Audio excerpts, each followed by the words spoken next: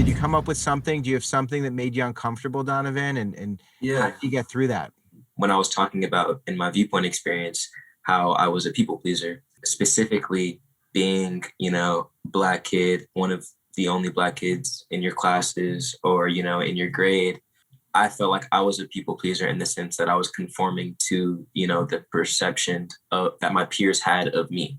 Like I was, kind of becoming that token black kid in the sense that, they would say certain things, I'll let it slide. And I felt like I was losing a bit of myself to, become, their perception.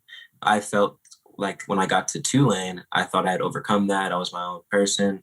In Greek life, it's a big thing on Tulane's campus. And I said I didn't rush, but I had met this really cool kid that I worked with, and he was like a part of this fraternity, and I was really vibing with that fraternity. But the compromise was I would be the only black person in the fraternity, and I had felt that like it wasn't there were no overt microaggressions. There wasn't anything crazy. I didn't face any racism or anything, but I had just felt that it got to a point where he was cool and whatnot, and then he started trying to like recruit me, and like it kind of became a little uh, like like heavily implied that it was due to let's say like a they wanted diversity in the fraternity or whatever.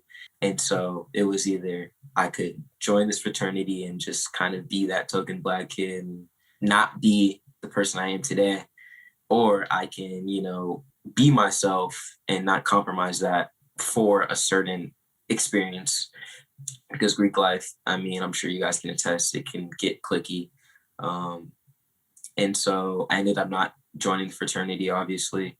The act of joining that fraternity was definitely uncomfortable. The act of turning away from it was uncomfortable. But in doing that, I felt as if I was able to, truly see the type of person I was and see the type of person I was becoming.